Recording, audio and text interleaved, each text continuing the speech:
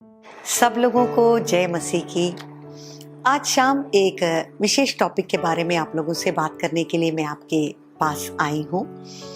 जैसा कि हम लोगों में से कई लोगों को पता है कि हमारे कैमरून मेंडिस भाई के बारे में कुछ कंट्रोवर्सी इन दिनों में चल रही है और मुझे भी ये सोशल मीडिया से कुछ खबरें उसके बारे में मिलने लगी कि किस तरह से वो बॉलीवुड के गाने जो हैं वर्शिप के लिए वो गाने लगे और बहुत ही एक शार्प रिएक्शन लोगों की तरफ से, विश्वासियों की तरफ से इस बारे में हुआ और ढेर सारी चर्चाएं इस विषय में हम सोशल मीडिया में पा सकते हैं। और मैंने वो रिकॉर्डिंग भी सुना जहां कैमरून भाई ने इंस्टाग्राम में एक लाइव किया जहां उन्होंने पूरा एक्सप्लेनेशन दिया है कि वो किस तरह से इन बातों में जो है उनकी शुरुआत हुई और उनका क्या एक्सपीरियंस था और जब लोग इसके बारे में इतना नेगेटिव क्रिटिसिज्म कर रहे हैं तो उनका उत्तर उस बारे में क्या है। तो आज कुछ बातें मैं आप लोगों से बताना चाहूँगी वचन में से, जिससे हमको जो है एक अच्छा नज़रिया इस बारे में मिल जाए। देखिए, हमारे कैमरून मेंडिस भाई वो परमेश्वर ने उनको बहुत ही एक गिफ्टिंग और अनॉइंटिंग दिया है। हमें पता है कि he is a gift to the Indian church, to the body of Christ. और जो गाने उनके द्वारा पवित्र आत्मा ने हम लोगों को तक पहुंचाई हैं, जैसे ईशु नाम। देखिए, हम केरल में हैं लेकिन यहाँ की कलीसियाएं भी शायद ऐसा कोई महीना नहीं होगा जबकि हम लोगों ने इस गीत को गा करके परमेश्वर की आराधना नहीं की होगी। ले चल मुझे, इस तरह के गीत, बहुत ही सुंदर गीतों को जो है उन्होंने रचा है and it is a such a blessing to the body of Christ and therefore we honour brother Cameron Mendis. और परमेश्वर उनके द्वारा जो कुछ भी उन्होंने किया है उसके लिए हम बहुत ही परमेश्वर के आभारी हैं और हम उनका इस बात के लिए आदर सम्मान भी करते हैं। लेकिन अभी कुछ महीनों से ये एक ट्रेंड हमको ऐसा दिखता आ रहा है कि वो जो है बॉलीवुड के सॉन्ग्स उसको उठा करके उसमें थोड़ा बहुत लिरिक्स में जो है चेंज करते हुए वो आराधना के लिए उन गीतों का इस्तेमाल कर रहे हैं। तो जैसा मैंने पहले कहा कि कुछ लोगों का बहुत ही शार्प रिएक्शन है कि जैसे कि उनका दिमाग खराब हो गया है, लॉकडाउन में रहते रहते शैतान ने उनको पकड़ लिया है, वो बैकस्लाइडिंग में चले गए हैं, परमेश्वर का अभिषेक उन्होंने खो दिया है। इस तरह की ढेर सारी बातें उनके बारे में कही जा रही हैं। मैंने एक वीडियो देखा जहां ब्रदर शेल्डन बंगेरा वो इस बात में उनको सपोर्ट करते हुए वो भी कुछ बातचीत कर रहे हैं, पर इसके बावजूद जो है कई तरह के रिएक्शंस जो हैं लोगों के पास से उनके लिए पहुंच रहे हैं। पहले कुरिन्थियों के पुस्तक में वहां हम पढ़ते हैं उसके 10वें अध्याय में 24वें वचन से, कोई अपनी ही भलाई को ना ढूंढे वरन औरों की। जो कुछ कसाईयों के यहाँ बिकता है वह खाओ और विवेक के कारण कुछ ना पूछो, क्योंकि पृथ्वी और उसकी भरपूरी प्रभु की है। हालेलुया।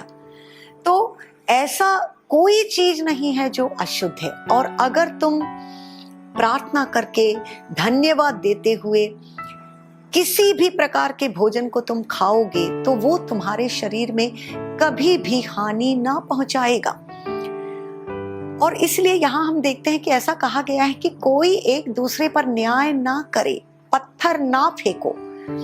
ऐसा देखा जाता है कि हम विश्वासियों के सबसे बड़े दुश्मन विश्वासियों के समूह में से ही उठते हैं। ऐसा कभी नहीं होना चाहिए। परमेश्वर ये चाहते हैं कि हम एक दूसरे से प्यार करें।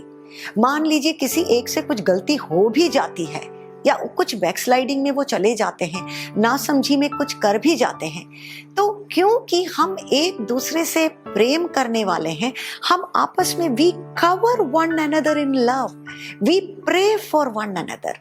हालेलुया। और इसीलिए जब यहाँ कैमरून मेंडिस भाई के बारे में ये जो कंट्रोवर्सी चल रहा है उसके बारे में जब हम सोचते हैं तो मेरा ये कहना है कि देखिए, अगर उनको ये अच्छा लगता है कि वो ये गीत प्रभु के लिए गाएं और ये गीत गा करके वो आराधना करें तो उनको छोड़ दिया जाए, उनके ऊपर पत्थर ना फेंका जाए। उन्होंने इतनी प्यारी तरह से एक्सप्लेनेशन दी है कि क्यों प्रभु ने उनको इस रास्ते पर चलाया है। लेकिन उसी समय ये भी ध्यान रखा जाए कि परमेश्वर का वचन हमसे आगे ये कहता है कि देखिए उसका 27वें वचन में जो पहले मैंने बात की उसी के बारे में कहा है, और यदि अविश्वासियों में से कोई तुम्हें नेवता दे और तुम जाना चाहो तो जो कुछ तुम्हारे सामने रखा जाए वही खाओ और विवेक के कारण कुछ ना पूछो। तुम अविश्वासियों के घर में जाओ तो पता नहीं वो तुमको क्या क्या दे दे, कहाँ से खरीद करके लाए होंगे, क्या क्या पूजा पाठ करके लाए होंगे। लेकिन परमेश्वर का वचन कहता है कि तुम्हें डरना नहीं है, तुम केवल उसको ब्लेस करो, तुम खाओ, तुम्हारे अंदर कोई वो हानि जो है लेकर के नहीं आएगा। पर उसके तुरंत नीचे देखिए क्या लिखा है, परंतु यदि कोई तुमसे कहे यह तो मूर्ति को बलि की हुई वस्तु है, तो उसी बताने वाले के कारण और विवेक के कारण ना खाओ। मेरा मतलब तेरा विवेक नहीं, परंतु उस दूसरे का भला। मेरी स्वतंत्रता दूसरे के विचार से क्यों परखी जाए। Hallelujah, praise God. उसका 23rd वर्स यह कहता है, सब वस्तुएं मेरे लिए उचित तो हैं परंतु सब लाभ की नहीं। सब वस्तुएं मेरे लिए उचित तो हैं परंतु सब वस्तुओं से उन्नति नहीं। तो एक तरफ मेरा ये कहना है कि भाई कैमरून को छोड़ दिया जाए, उनके ऊपर पत्थर ना डाला जाए, उनके लिए प्रार्थना किया जाए, उनका आदर सम्मान किया जाए कि परमेश्वर ने उनको कितने ऊंचे स्तर पर हम लोगों के लिए और परमेश्वर की कलीसिया के लिए इस्तेमाल किया है। पर वही दूसरी तरफ ये भी सोचने लायक बात है कि हम कुछ भी कर सकते हैं, everything is lawful for us, परंतु उसी समय ये समझ हमारे अंदर होना भी चाहिए कि अगर कोई वीकर ब्रदर या कोई बलहीन विश्वासी है जो कि ये बात को देखकर दुखी हो रहा है और उसे इस बात से दुख हो रहा है कि ये नहीं करना चाहिए, हो सकता है वो विश्वास में उतना प्रबल नहीं है, वो उतना मैच्योर नहीं है, वो इस बात को स्वीकार नहीं कर पा रहा है, तो केवल उस कारण से कि उस भाई को मेरे कारण ठोकर ना लगे, हमें ऐसी बातों से जो है थोड़ा पीछे रहना भी हमारे लिए अच्छा होगा। Praise God, so that nobody stumbles because of what I do in my freedom. हम अपने प्राइवेसी में हम कुछ भी कर सकते हैं क्योंकि वो हमारे और परमेश्वर के बीच में है और हमारे दिल में जो विश्वास है उस कारण से हम उसमें आगे बढ़ सकते हैं। परंतु जब हम ऐसी चीजों को पब्लिक में लेकर के आते हैं तो ये हमारे लिए सोचना बहुत ही जरूरी बात है कि कोई और विश्वासी को, किसी और भाई को मेरे कारण और मैं क्या कर रहा हूं, मैं क्या कर रही हूं, उस कारण उसको ठोकर ना लगे। तो ये हमारी समझ रहे, and may these things guide us in our actions in what we do. तो ये मेरी सलाह है प्रभु के लोगों से कि हम आपस में प्रेम करें, हम एक दूसरे के लिए प्रार्थना करें, हम एक दूसरे को कवर करें, और थोड़ी बहुत जो इमेच्योरिटी, ना समझी लोगों में हो जाती है उसमें भी अगर प्यार से बातों को बताया जाए, परमेश्वर के वचन के आधार पर उनको बातें समझ में आए, तो वो जो है उन चीज़ों में से आगे बढ़कर वो आ सकते हैं। और उसी समय ये हमारे लिए भी एक बहुत बड़ी चैलेंज है कि देखिए, म्यूजिक इज फ्रॉम गॉड।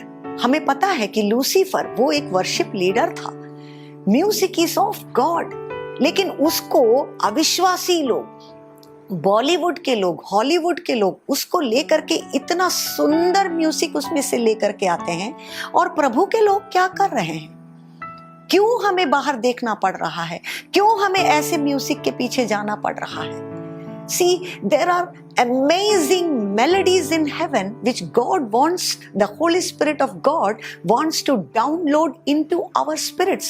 कितने लोग इस चीज के लिए तैयार हैं? विश्वासी लोग कितने चीज इस बात के लिए तैयार हैं कि हमें जो है स्किलफुल बनना है म्यूजिक में, हमें और अच्छा म्यूजिक क्रिश्चियन वर्ल्ड में लेकर के आना है, जिससे जो है लोग परमेश्वर की आराधना सबसे उत्तम रीति से कर सके। हमें क्रिटिसाइज तो करना आता है, परंतु शायद ये भी हमारे लिए सोचने की जरूरत है कि प्रभु, हमने कितना एफर्ट डाला है इन मामलों में। अविश्वासी लोग रात दिन एक करके वो कितना सुंदर म्यूजिक लेकर के आते हैं, और हम विश्वासी लोग हम कितना एफर्ट डालते हैं। अच्छा म्यूजिक लेकर के आने के लिए, वर्शिप में क्रिएटिव म्यूजिक लेकर के आने के लिए, हमारे यूथ्स, हमारे नौजवान, उनको आराधना में आगे ले जाने के लिए, how much of heavenly music are we bringing down into our worship songs? How many intimacy songs are we producing as believers? Praise God, हम यीशु मसीह की दुल्हन हैं, और कितने गीत हैं हमारे पास ऐसे जो कि हम उनके लिए गा सकते हैं। Praise God. तो ये हमारे लिए एक चैलेंज रहे। ये हम अंतिम दिनों में आकर के खड़े हैं, और ये वो समय नहीं है जब हम आपस में क्रिटिसाइज करें, एक दूसरे के ऊपर पत्थर मारें, परंतु ये वो दिन है जब हम अपने आप को परमेश्वर के चरणों में पूरी तरह से समर्पित करें, और हम प्रार्थना करें कि हे परमेश्वर, आपने जो स्पिरिचुअल गिफ्टिंग हमारे अंदर दिया है, जो टैलेंट आपने हमारे अंदर दिया है, हे परमेश्वर, वो बिल्कुल अद्भुत रीति से, अनोखी रीति से परमेश्वर वो बाहर आ जाए। उसके लिए एक कीमत चुकाने के लिए मैं तैयार हूं परमेश्वर। I am willing to pay a price for it, and I am willing to be a blessing for the body of Christ. Hallelujah. God bless you all.